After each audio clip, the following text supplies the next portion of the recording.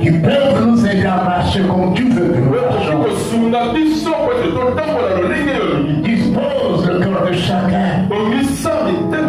Recevoir ta parole ce matin avec joie et humilité. Car tes paroles, Seigneur, communiquent la vie. Par tes paroles, tu communiques aussi la santé à nos muscles. Béni soit ton nom, Seigneur. Pour l'œuvre de ton esprit et de ton peuple. Le Saint-Esprit, l'esprit de consolation. Tu nous donnes la force. Tu nous renouvelles. Nous comptons sur toi. Toi, l'esprit de vérité. Nous abandonnons entre tes mains comme de simples instruments. Nous ne pouvons rien sans toi. Nous comptons sur toi, cher Saint-Esprit. Du début jusqu'à la fin de ce message, que nous devenions sous ton contrôle. Au nom de Jésus, nous avons prié. Amen. Amen. Amen. Gloire à le Seigneur et nous saluer les uns les autres avec un bon sourire. C'est une grâce de nous retrouver dans la maison du Père. Alléluia. Amen. Gloire à Jésus. Alléluia. Plusieurs se retrouvent leur corps dans le morgue. Plusieurs en ce moment sont agités à cause des maladies qu'ils ont clouées au lit. Mais il y a d'autres aussi qui, malgré leur bonne santé, et jusque-là, ils sont encore aveuglés.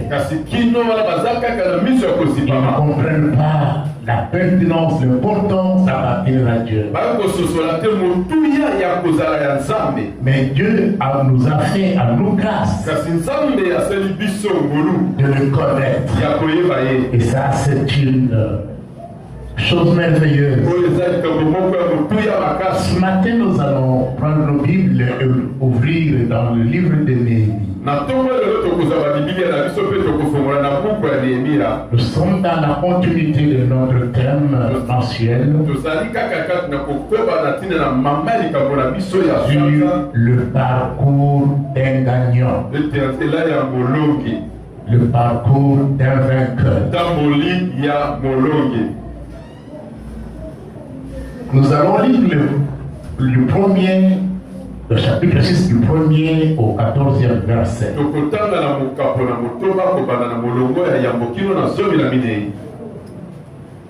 Nous lisons au nom du Seigneur. Je n'avais pas encore posé les battants des portes lorsque Sambala, Tobija, Geshem, l'Arabe, et nos autres ennemis apprirent que j'avais rebâti la muraille et qu'il n'y restait plus de brèche.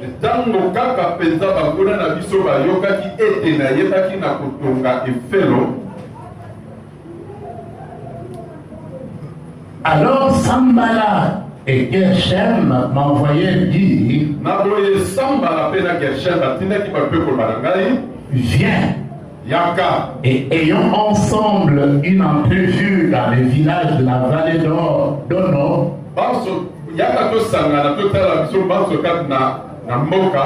Ils avaient médité de me faire du mal.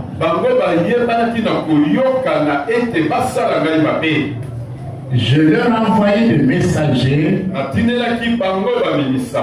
cette réponse. J'ai un grand ouvrage à exécuter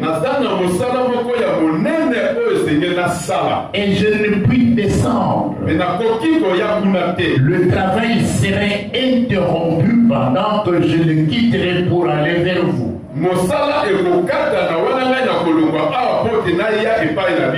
Il m'adressait 4 fois la même demande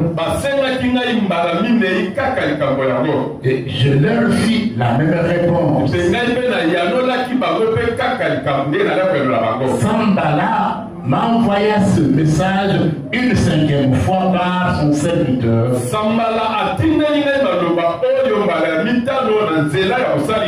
Qui tenait à la main une lettre ouverte.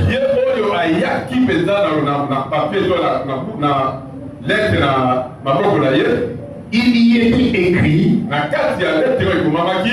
le bruit se répand parmi les nations. Et Gachmu affirme que toi et le juste, vous pensez à vous révolter.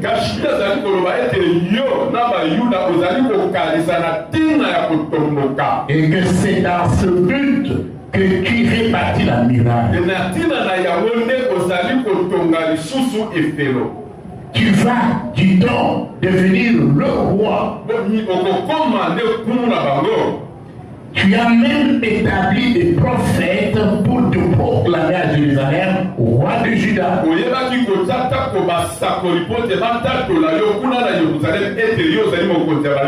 Et maintenant ces choses arriveront à la connaissance du roi.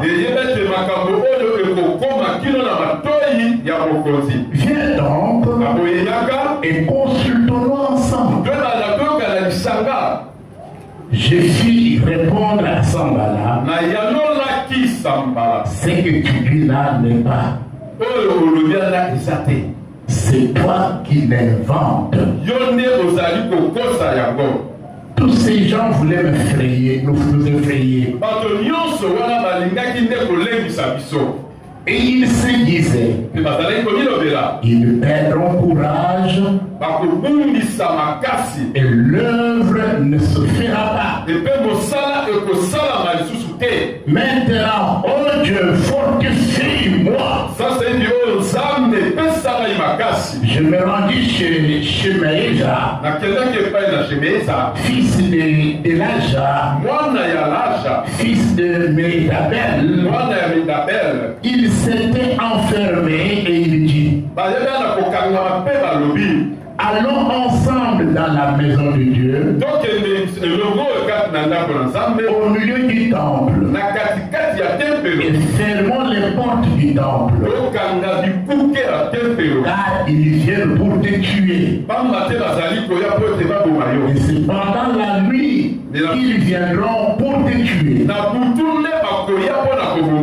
Je répondis: un homme comme moi prendre la fuite? Et quel homme tel que moi pourrait entrer dans le temple et vivre?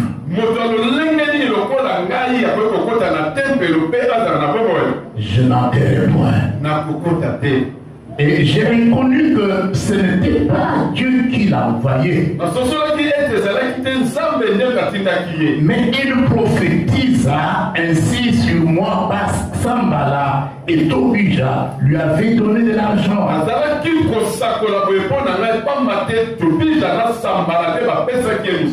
En les gagnant ainsi,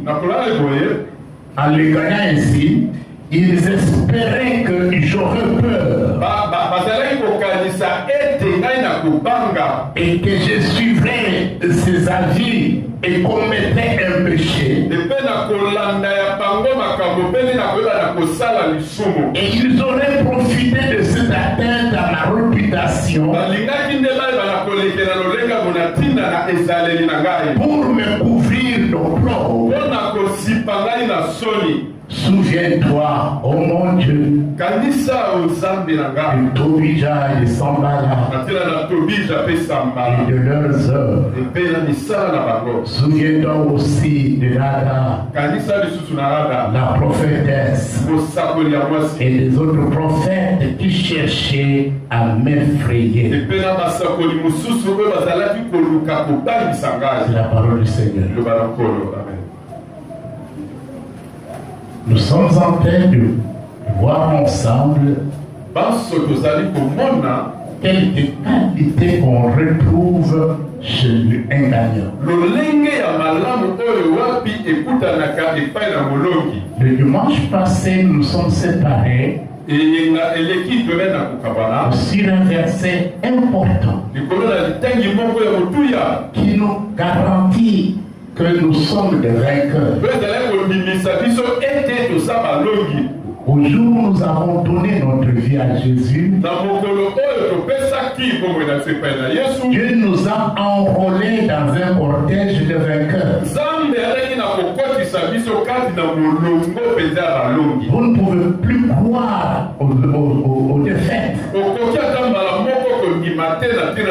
aux échecs. Tu n'es pas ce genre qui doit échouer. Tu n'es pas de nombre de ceux-là qui doivent toujours tomber devant l'adversité.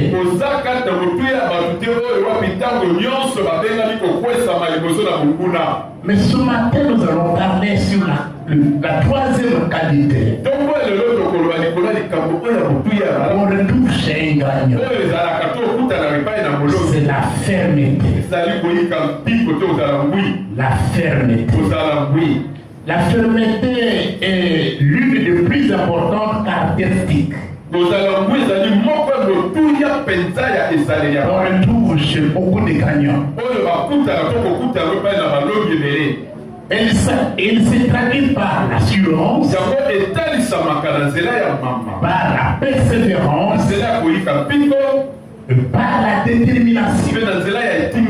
Donc la personne qui est ferme, elle a l'assurance. La personne qui est ferme, elle persévérera. Et la personne qui est ferme, elle est déterminée jusqu'à atteindre l'objectif. Le contraire de la fermeté, c'est la lâcheté. Voilà pourquoi dans Apocalypse, l'un des jugements réservés aux lâches, c'est d'être dehors. Dehors les chiens, dehors les lâches. Les lâches n'ont pas de part avec Dieu. C'est pourquoi Dieu prend soin de ceux qui lui font confiance et les enrôle dans un cortège de vainqueurs. Un enfant de Dieu, croyant, doit avoir confiance en son Dieu.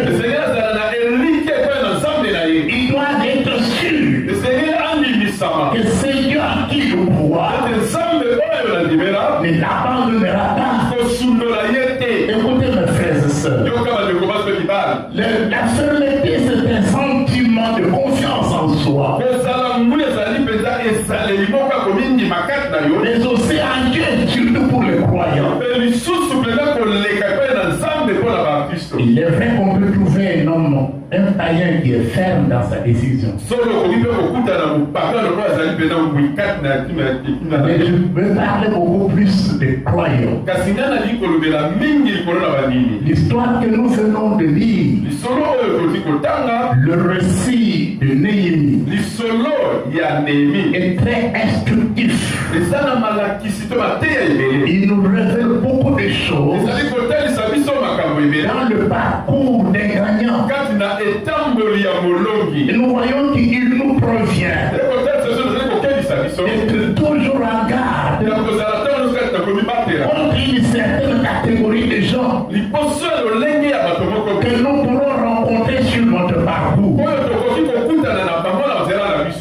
Écoutez mes frères et sœurs, nous rencontrerons les gens de toutes formes et de toutes sortes.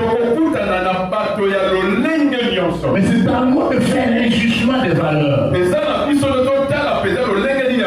Toute personne qui est sur mon chemin, je ne dois pas m'abandonner à lui. Je dois avoir un discernement. C'est ce que nous voyons dans la vie de Néhémie.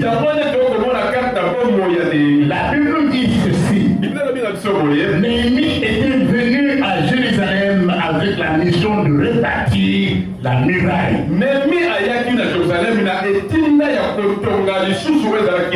Parce que cette ville était livrée à la honte, au mépris des nations.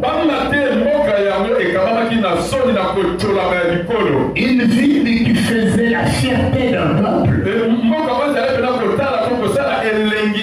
À un moment donné, les ennemis de son peuple ont réussi à détruire cette ville. Néhémie, là où il était, ayant appris l'état de la ville de Jérusalem, il demanda l'autorisation au roi. Parce qu'il était en captivité. Si le roi le trouvait bon, il lui permet de rentrer dans son pays afin de rebâtir la muraille. Et Dieu a fait trouver grâce à Néhémie auprès de ce roi. Le roi a permis. Le roi lui a donné une lettre pour pouvoir lui permettre un voyage facile. Mais écoutez mes frères et sœurs, quand il arrive, après avoir fait un travail, il y a une catégorie de gens qui s'est réveillé pour se rendre compte que le travail était déjà avancé. Il ne restait que les portes. Alors que ces gens ne voulaient pas la muraille de Jérusalem soit rebâtie. Ils ne voulaient pas. Et quand ils ont appris cela, il y a un ennemi qui est venu. Ils ont fait une équipe avec une mission d'empêcher que Néhémie puisse réussir son travail. Dans ces groupes de gens, on trouve les païens et non pas seulement les païens, curieusement on y trouve aussi les croyants. Alléluia. On y trouve aussi les croyants. C'est pourquoi un enfant de Dieu, il doit avoir un comportement avisé. Il ne fait pas, il se livre pas, il ne donne pas une confiance aveugle. L'élément le plus important de la marque de l'enfant de Dieu, c'est le discernement. Savoir discerner. Est-ce vraiment une frère en Christ? Est-ce celui-ci est vraiment une sœur en Christ? Vous pouvez le reconnaître par son comportement, par sa façon de parler. Vous pouvez le découvrir. Parce que Jésus a dit nous le reconnaîtrons par leurs fruits. Un frère en Christ qui ne marche pas selon les principes de Dieu, c'est pas un frère. Voilà ce qui s'est passé avec Néhémie. Trois personnes, disons, avec les autres. On nous parle d'abord de Sambala, on parle de Tobija, on parle de Geshem, et on ajoute les autres ennemis. C'est qu'ils étaient nombreux. Alléluia. Quand ils ont vu le travail que cet homme faisait, ils ne voulaient pas. Écoutez mes frères et sœurs, ne pensez pas que tout le monde peut vouloir le bien pour vous. Ne pensez pas que tout le monde peut avoir le plaisir de voir votre famille s'épanouir. Ne pensez pas que tout le monde peut être content de voir votre église s'épanouir. Il peut être païen tout comme chrétien. Écoutez Et comment envoie un message à Néhémie? Viens. Nous allons parler ensemble sur le travail que vous êtes en train de faire. Mais Néhémie leur répond. Il dit d'ailleurs qu'ils ont envoyé 4 fois le même message. Qu'il abandonne ce qu'il faisait comme travail pour aller le trouver et parler avec eux. Mais l'attitude de Néhémie ou sa réponse, si je viens vous voir, c'est que je dois d'abord stopper le travail.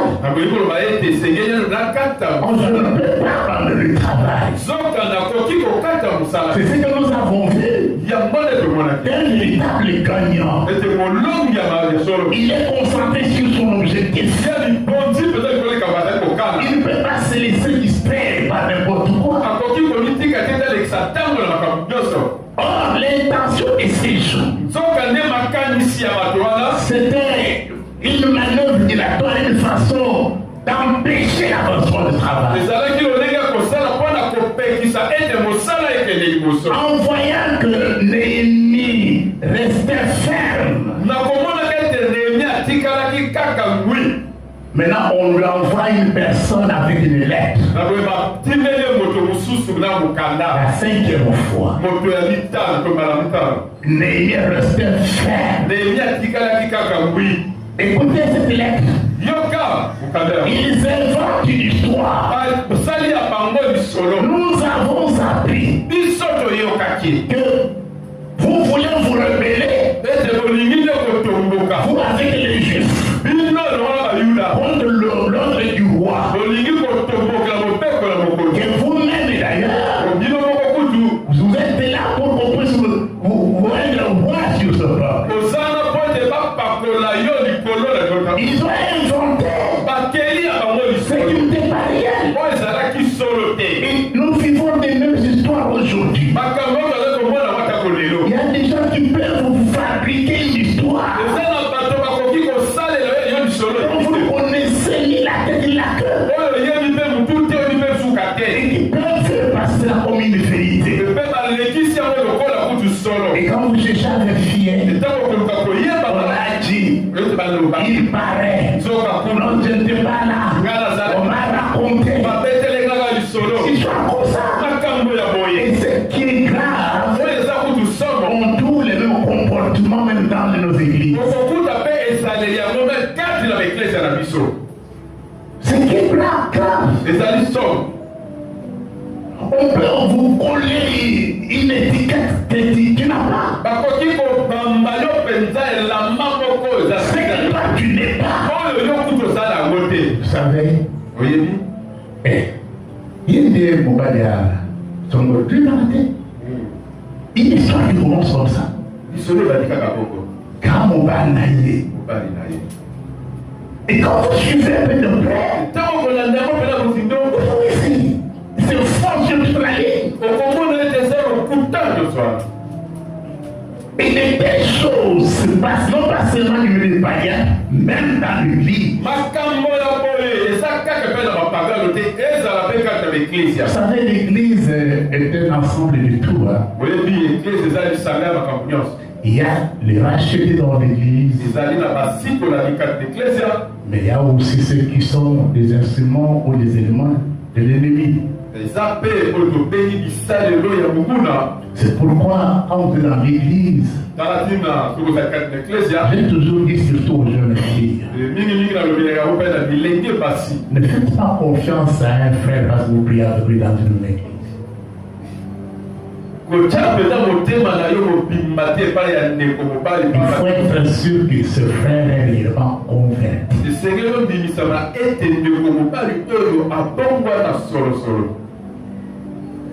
Parce que tu peux te tromper.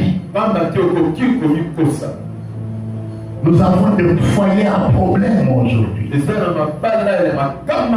Et d'autres sont même séparés.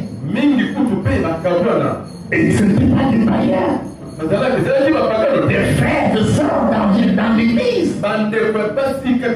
Et aujourd'hui, ils vivent bien ensemble. Néhémie était victime d'une cabane. On a inventé une histoire. Et lui-même, il le reconnaît. Il dit dans sa parole, il dit au verset 9, tous ces gens voulaient nous effrayer. Et ils se disaient, ils perdront courage. Quand vous avez un objectif, faites attention à tout ce que vous pouvez entendre à gauche à droite. Alléluia. Amen. Ça peut être le domaine du mariage, par exemple. Ça peut être un problème de voyage. Et faites attention. Il y a des gens qui ne pourront pas être d'accord que vous réussissiez. Et ils peuvent tout faire pour vous faire rater. Écoutez mes frères et sœurs. Ici, Néhémie, il a compris. Il avait un objectif. C'est de rebâtir la muraille.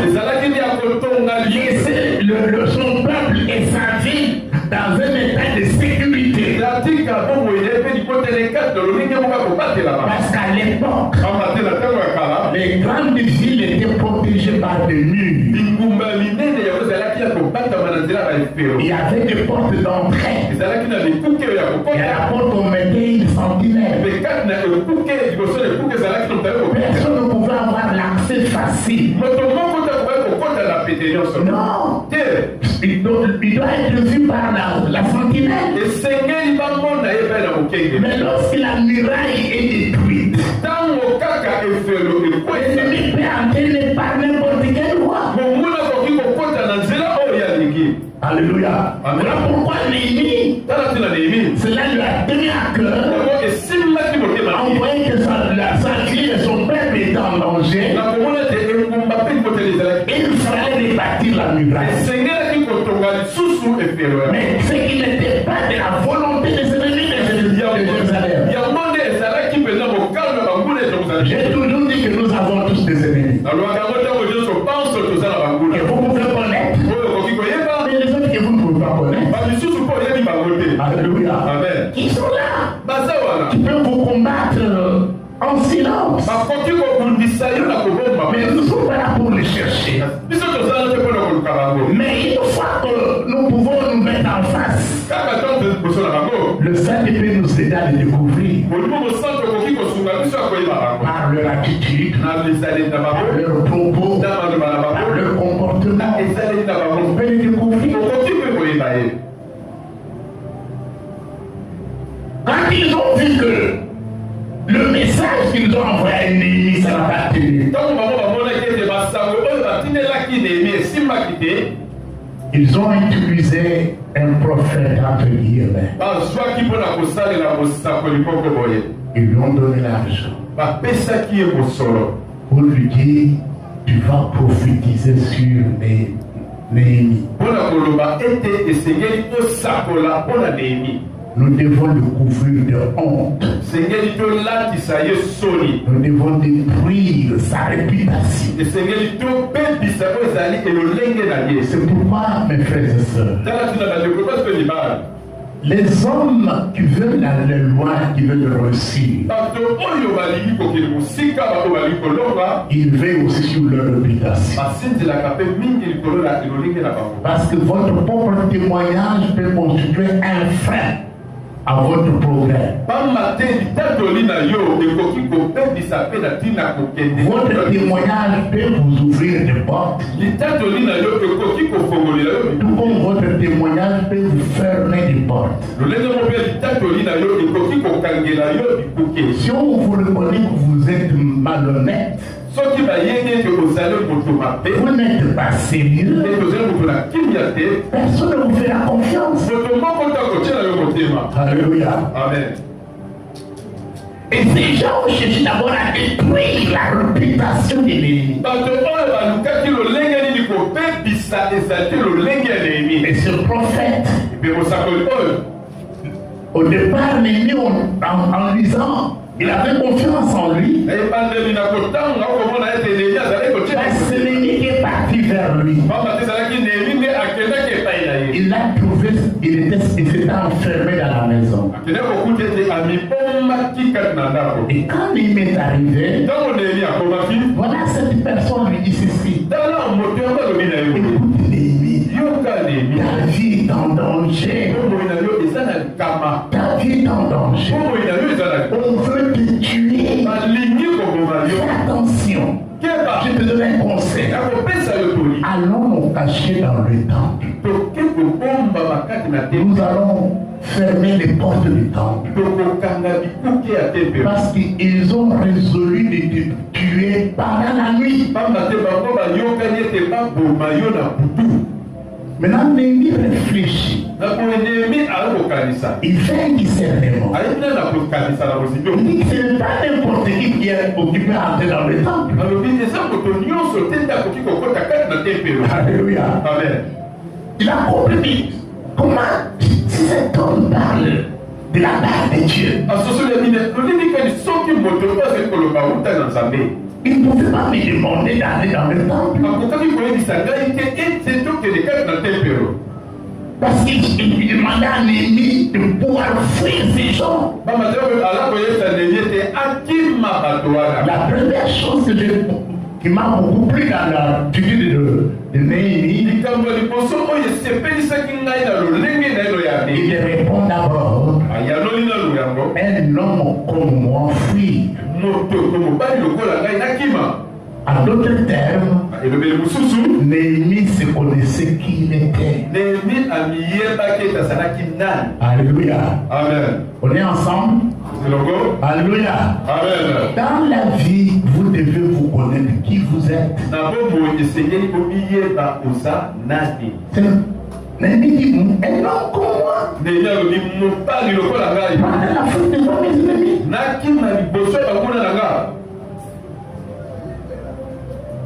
Deuxièmement, qui suis-je pour aller entrer dans le temple de Dieu?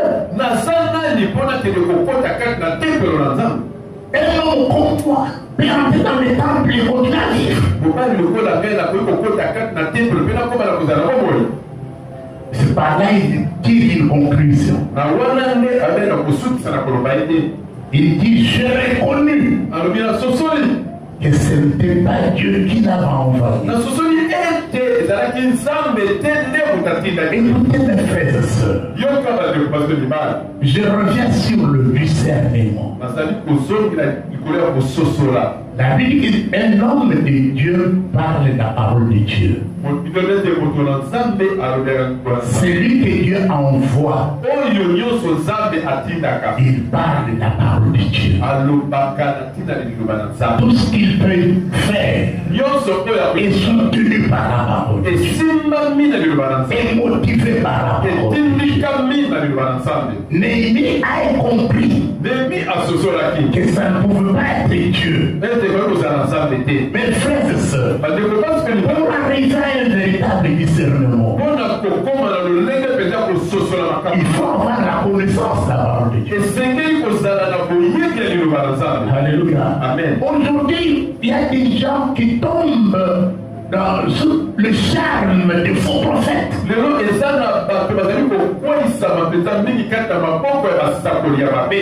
Il y a des prophètes qui couchent avec des femmes à gauche à droite. Au nom de soi-disant délivrance.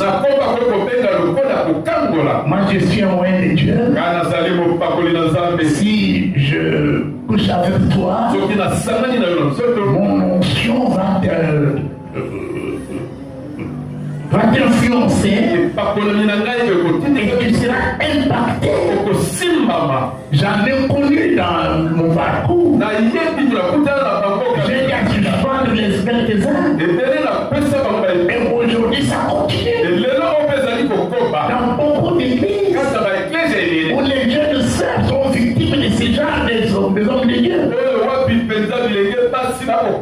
Pourquoi?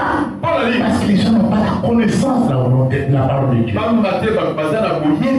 On vient à l'église, mais on ne se donne pas le temps de comprendre, d'écouter la parole de Dieu, de l'assimiler. Comment tu peux exercer un discernement? Comment tu peux connaître que cette personne me dit c'est une demi-vérité?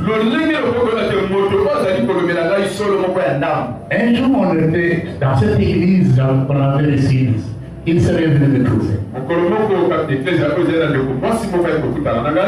Il n'est plus avec nous, il est allé à un peu une commune très éloignée d'ici. Il me dit, papa, il y a un frère qui cherche à coucher avec nous. Il dit, vous savez même le pasteur que vous voyez là. Ils ont aussi, même les anciens. Ne vous trompez pas. Ça ne fait rien. Si tu vois un frère qui me dit que ça ne fait rien, dis-lui en face qu'il y a un faux frère. Il faut te convertir. Il faut te séparer de ce monsieur-là. Il y a des gens comme ça. Je vous demande, mes chers enfants, aimons la parole de Dieu. Cherchons à connaître la parole de Dieu. Et il va nous aider à pouvoir discerner l'ennemi, à discerner le ruse de l'ennemi. Cette personne a prophétisé. Ça ne venait pas de Dieu, mais ça venait de l'esprit de corruption parce qu'il était déjà corrompu. Parce qu'il avait une mission d'attirer la honte sur Néhémie. Vous savez, après le péché, c'est la honte. On ne vous trompe pas. Après le péché, c'est la honte et la confusion. Et Néhémie a compris que ce n'était pas Dieu. Alléluia. Amen. Et c'est ce que nous devons faire. Le sens élevé du serment de Néhémie a aidé Néhémie à rester ferme dans sa confiance en Dieu. Écoutez mes frères et sœurs, la fermeté ici, comme je dis que c'est un sentiment d'assurance, de conviction que je suis dans le bon. Je ne peux pas céder. On peut vous faire intimider en lisant la Bible. Vous verrez l'homme comme David. Il a fait preuve de fermeté. On voulait lui faire peur par le roi en lui disant tu n'es qu'un enfant, tu ne peux pas te battre avec Goliath. C'est un vieux, c'est un expérimenté dans le combat. Tu ne pourras pas, tu n'es qu'un enfant. Quand il dit que tu n'es qu'un enfant, et celui-là est un vieux, un guerrier, qu'est-ce que le roi mettait dans le cœur de David? C'était la peur. Pour que David puisse avoir peur. Mais David restait ferme. La Bible nous fait voir, il dit que le Dieu qui m'a délivré des griffes des lions et la patte de l'ours.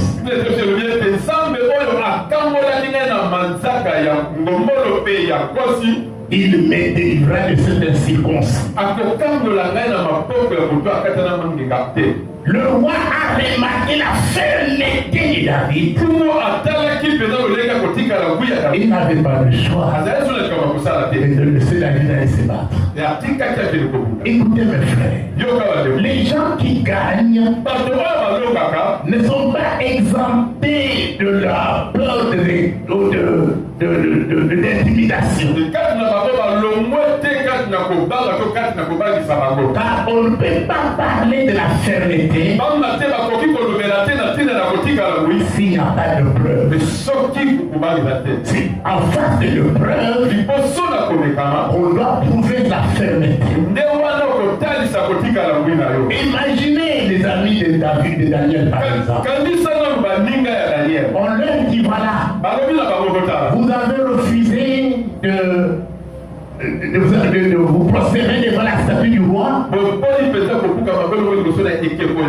Nous allons encore chauffer la fournaise cette fois. Mais écoutez les réponses. À cela, le roi, nous n'avons pas besoin de répondre. Mais nous savons une chose, que notre Dieu que nous servons est capable de nous délivrer de cette fournaise. Et nous disons qu'il va nous délivrer. Ça, c'est une fermeté. Alléluia. Amen. Il y a les gens qui abandonnent la foi. Ils réduisent leur foi dans l'épreuve. Ce n'est pas correct. Dieu permet les épreuves. Les épreuves nous permettent de pouvoir témoigner notre attachement et notre confiance en Dieu.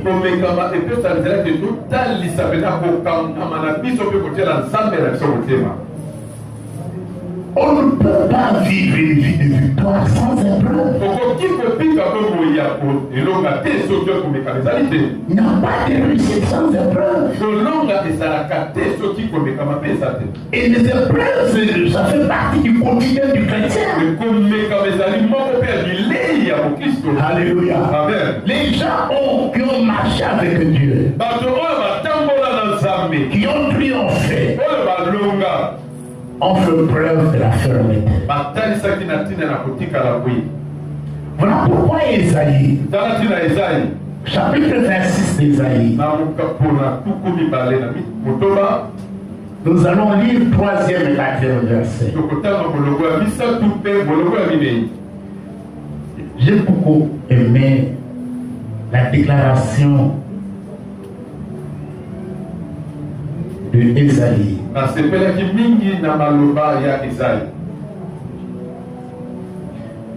Au verset 3, à celui qui est ferme dans ses sentiments, tu assures la paix. La paix parce qu'il se confie en toi.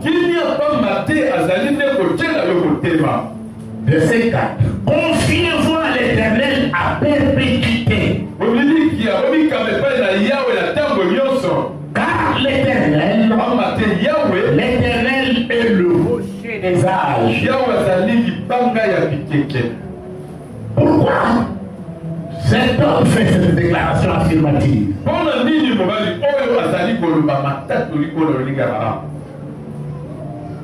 Celui qui est ferme dans ce sentiment, dans ses convictions, Dieu lui assure la paix. La paix dans le sens que Dieu lui garantit la sécurité.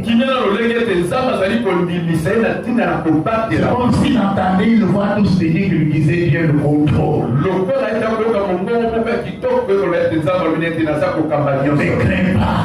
pas, Dieu le contrôle. Il a la paix. Il sait que rien ne peut lui arriver. C'est l'attitude que Jésus avait dans la barque. Oui, Quand il traversait le lac, il y a eu des vagues, des tempêtes, l'eau qui s'est versée dans la vague. Et les disciples se voyaient en péril. Ils commençaient à s'agiter. Ils voyaient déjà la mort. Mais dans la Jésus était là, couché, comme quelqu'un qui dormait, sans inquiétude. Ça a étonné les disciples du Seigneur. Tu vois tout ça? Tu vois que nous périssons et que tu ne fais rien? Alléluia. Amen. Jésus savait que tout est tout sous le contrôle. Je vais dire à quelqu'un ce matin, rien n'échappe à ton Dieu. Tout est sous le contrôle. Regarde à côté de vous. Dites à votre voisin, que Dieu a le contrôle de tout. Dieu a le contrôle de tout. Alléluia. Amen. Écoutez mes frères et sœurs. Vous savez, la fermeté, c'est une des caractéristiques d'un lion. C'est pas là que quand je mettais ce passage, j'ai compris pourquoi Dieu s'attribue cette image de lion. Et Jésus est appelé le lion de la tribu de Juda. Parce que même devant le film de sa crucifixion, il n'a pas eu peur. Il a affronté la réalité. Alléluia. Amen. Mes frères et sœurs, l'une des caractéristiques d'un lion, c'est la fermeté. Le lion ne se laisse pas intimider. Dans toujours Esaïe, au chapitre 31, il y a quelque chose qui m'a beaucoup plu. Écoutez ce que la Bible dit. Car ainsi m'a parlé l'Éternel. Ça c'est le prophète qui parle. Comme le lion, comme le lionceau, rugit sur sa proie. Et malgré tous les bergers rassemblés contre lui, ne se laisse ni effrayer par leur voix, ni intimidé par leur nom. De même, l'Éternel des armées descendra pour combattre sur la montagne de Sion et sur sa colline. On fait une comparaison entre le lion et Dieu. Et un lion ou le petit d'un lion, quand il est devant sa proie, il est en train de rugir. Même si tous les bergers venaient, ils commençaient à crier. Le lion reste imperturbable. Même si tous ces bergers se rassemblaient, le lion ne se laisse pas effrayer par leur nom. Il est là sur sa proie. Alléluia. Amen. Écoutez mes frères et sœurs. Si Dieu est comparé au lion, il s'identifie au lion. C'est lui le créateur du lion. Et il se fait appeler le lion de la tribu de Juda. D'abord, il dit ceci. Nous sommes de la race de Dieu. Alléluia. Amen. Nous sommes de sa race. En d'autres termes, si lui est le lion, nous sommes des lionceaux. La même attitude du lion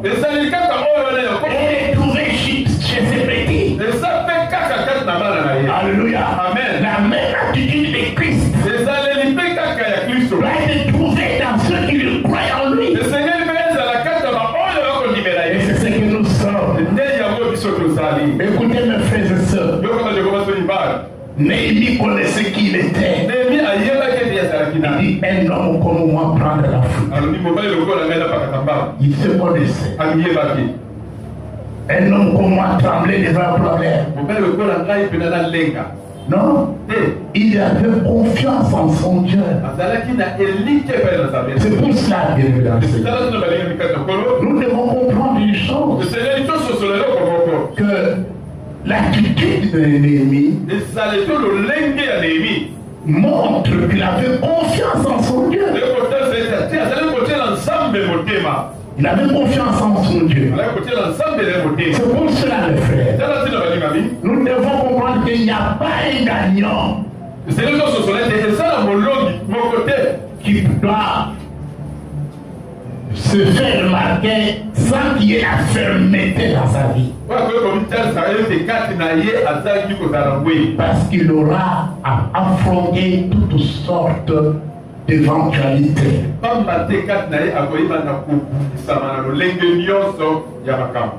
Il y a des imprévus. Il y a des choses qui nous arrivent à l'improviste. Il y a des dangers qui nous guettent à tout moment. Nous n'avons pas pensé à cela. Vous pouvez le rencontrer sur le chemin. Ça peut vous arriver dans votre maison, dans votre ministère. Nous pouvons faire face à ces choses. Mais nous devons comprendre une chose, que nous n'avons pas intérêt à céder à la peur. Nous ne devons pas nous laisser intimider par quoi que ce soit. C'est pourquoi j'aimerais que lire un passage de la Bible. J'étais convaincu comme étant une parole prophétique ce matin. C'est dans Ésaïe 41. Écoutez mes frères et sœurs. Dieu a raison de recommander à son peuple ce que nous allons lire, ce qui doit nous pousser à être toujours fermes. Parce que nous avons confiance en Dieu, nous avons confiance en ses promesses. Nous sommes appelés à réussir. Dans Actes, on nous dit que Dieu nous a appelés à triompher toujours. Écoutez ce qu'Ésaïe 41 dit. Au verset 9, à partir du verset 9. C'est une parole prophétique pour quelqu'un ce matin dans sa vie. Toi que j'ai pris aux extrémités de la terre, et que j'ai appelé d'une contrée lointaine, à qui j'ai dit tu es mon serviteur. Je t'ai choisi et ne te rejette point. Le premier des choses, ce matin que Dieu t'a dit, ce matin, c'est lui qui t'a appelé. C'est lui qui t'a choisi. Alléluia. Amen. Il dit qu'il ne te rejettera pas. Là, c'est déjà quelque chose de positif. Quelque chose auquel nous devons nous attacher. Écoutez ce qu'il dit. Au verset 10, ne crains rien. Écoutez mes frères. Pourquoi ne pas craindre? Car je suis avec toi. Dieu a fait cette promesse à son peuple. Il ne nous abandonnera jamais. Devant le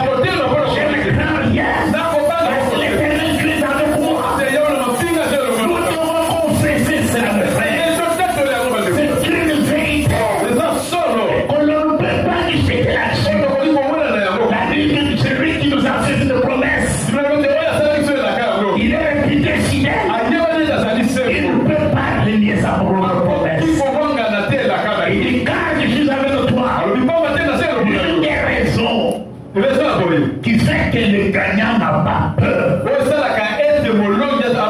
Ne peut pas se laisser intimider. Parce qu'il sait qu'il est avec Dieu. Alléluia. Quel que soit le nombre de sorciers de votre famille et qui peuvent dire que en tout cas cette année ne terminera pas, vous devez la voir. Mais ils ne comprendront pas. L'année se terminera, ils ne t'auront pas. Parce que tu es dans la main de Dieu. Je veux dire que nous comprenions ces choses et que nous les confessions. Parce que la Bible dit, c'est en croyant du cœur que Dieu nous justifie. Mais c'est en confessant de la bouche que Dieu nous sauve. Nous parvenons au salut au moyen de la confession de notre foi. Je peux dire que cette maladie ne m'amènera pas à la mort. Même si le médecin me disait le contraire. Parce que je sais. Il y a quelqu'un qui a le pouvoir, qui a la clé de la mort et de la vie. C'est là qui est mon Seigneur. C'est là qui est mon soutien.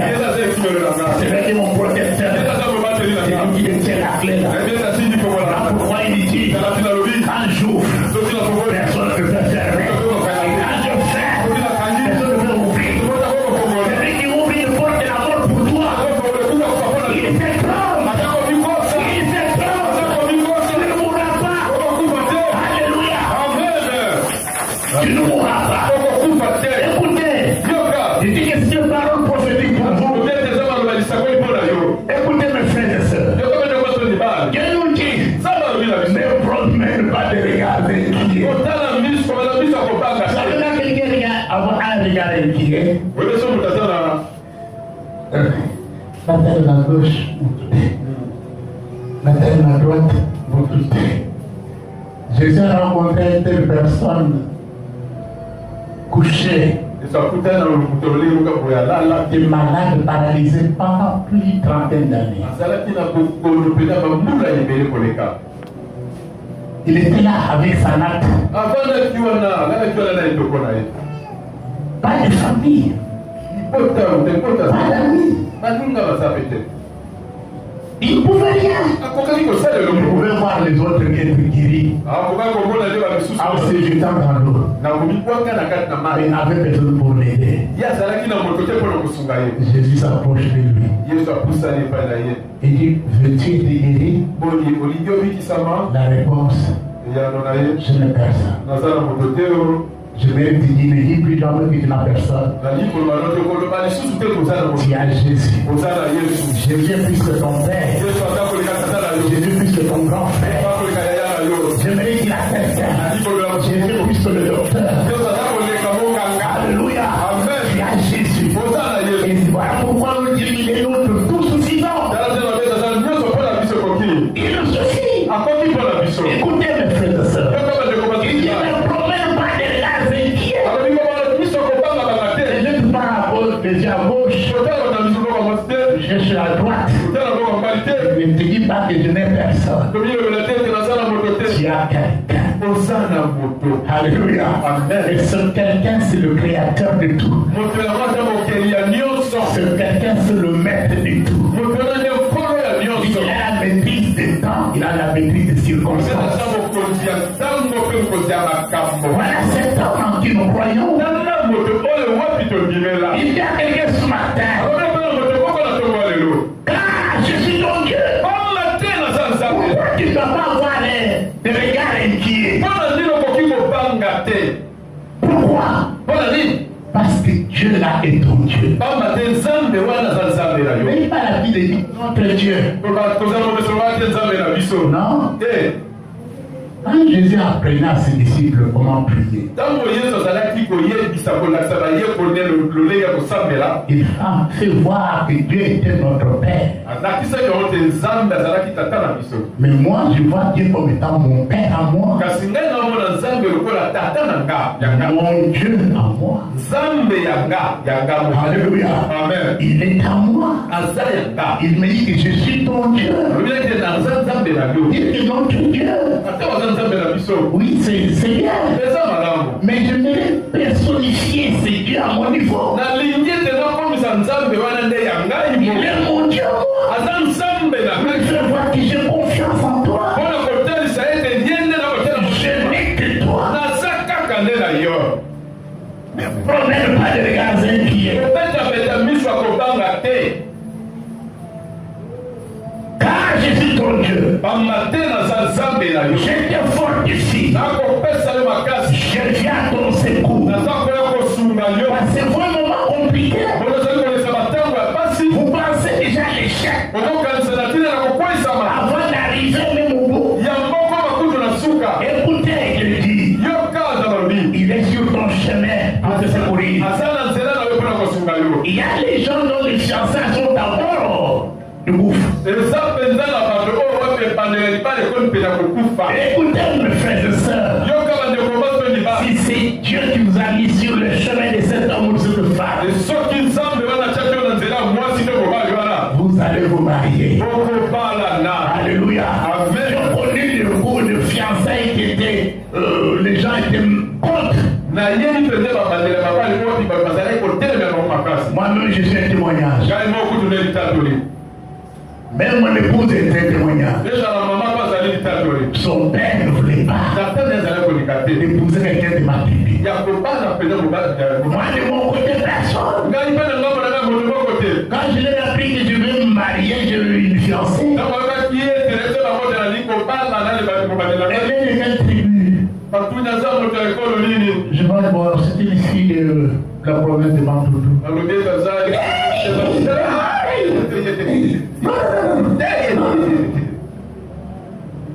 Nous avons envoyé le billet. Nous avons des filles d'un ami à Lubumbashi. Tu vas choisir là-bas. Je leur ai dit, ce n'est pas vous qui faites les choix pour moi. C'est Dieu qui me l'a montré. Je suis convaincu que c'est elle. Alléluia. Amen. Mais on ne s'est pas révolté pour dire que faisons tout comme nous voulons. Nous avons dit Dieu qui est avec nous. Les gens peuvent s'opposer. Mais c'est toi qui ramènes le cœur. Nous avons prié. Le père, le beau-père qui refusait, il y a sa fille. Je ne peux pas être l'obstacle à ton avenir. Vous dire que non, papa, moi je voulais me marier. Mon choix, selon mon choix, c'est toi qui m'as induit dans l'erreur. On t'aime, ton type. D'accord. Mais je vous dis que c'était une tribu, beaucoup d'aventuriers dans cette tribu. Alléluia. Amen. Oui. Il peut être connu comme beaucoup d'aventuriers, comme des vantards. On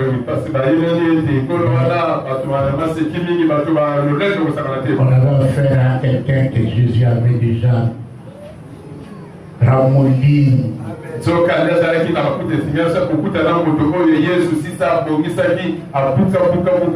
Alléluia. Amen.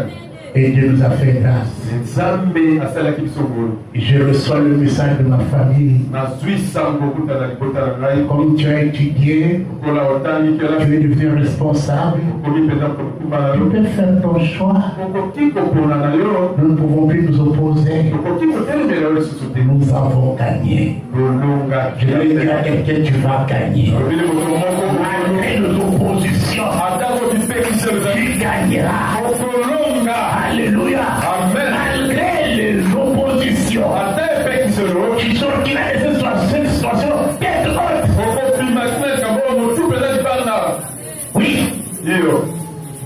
Nous continuons avec la prophétie. Écoutez mes frères et sœurs. La Bible dit, je viens dans ces cours, je te soutiens de ma droite triomphante.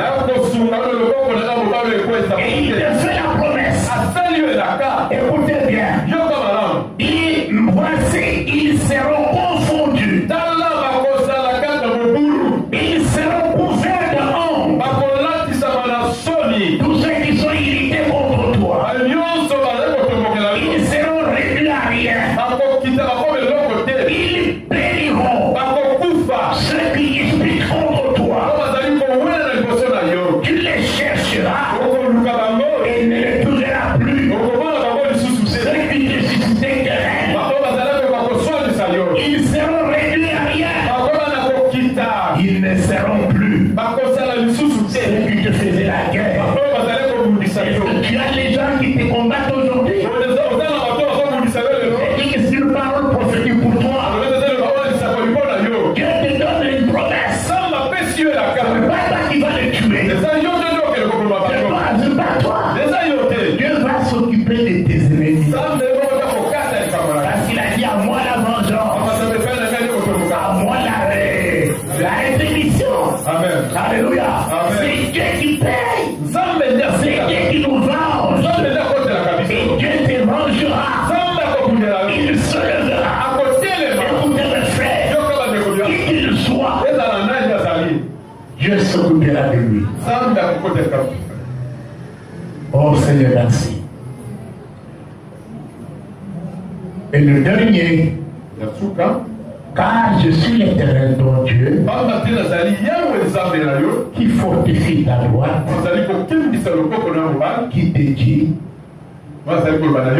mais crains rien, je viens à ton secours.